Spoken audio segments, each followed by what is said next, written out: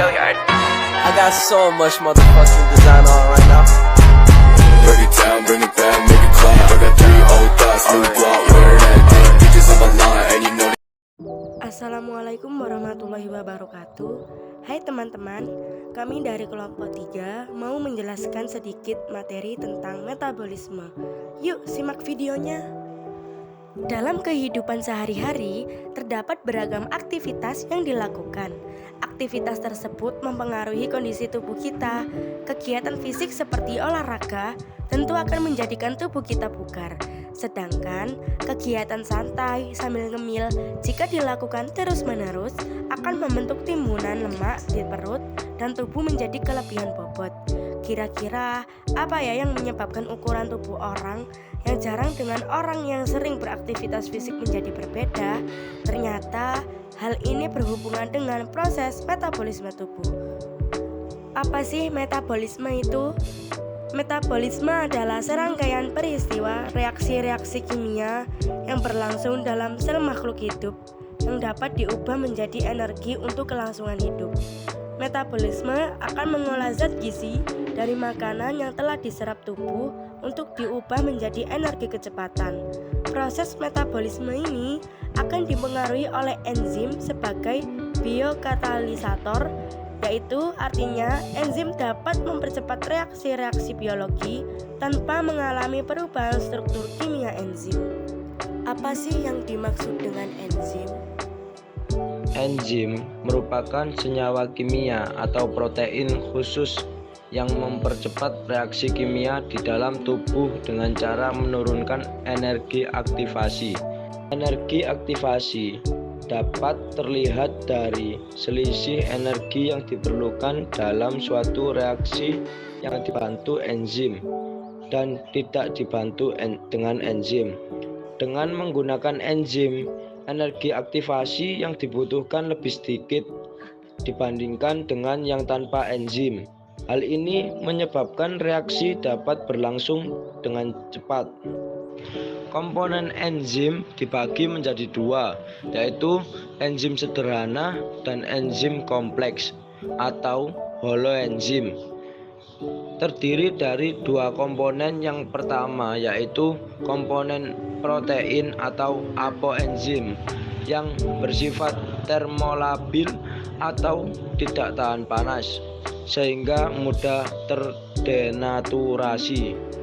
Yang kedua, komponen non-protein yaitu bersifat termostabil atau tidak mudah rusak karena panas.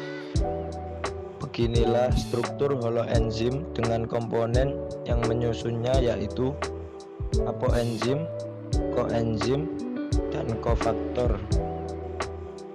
Selain komponen yang dapat menempel pada enzim, enzim memiliki sisi aktif, yakni bagian atau tempat pada enzim yang berfungsi sebagai tempat menempelnya substrat.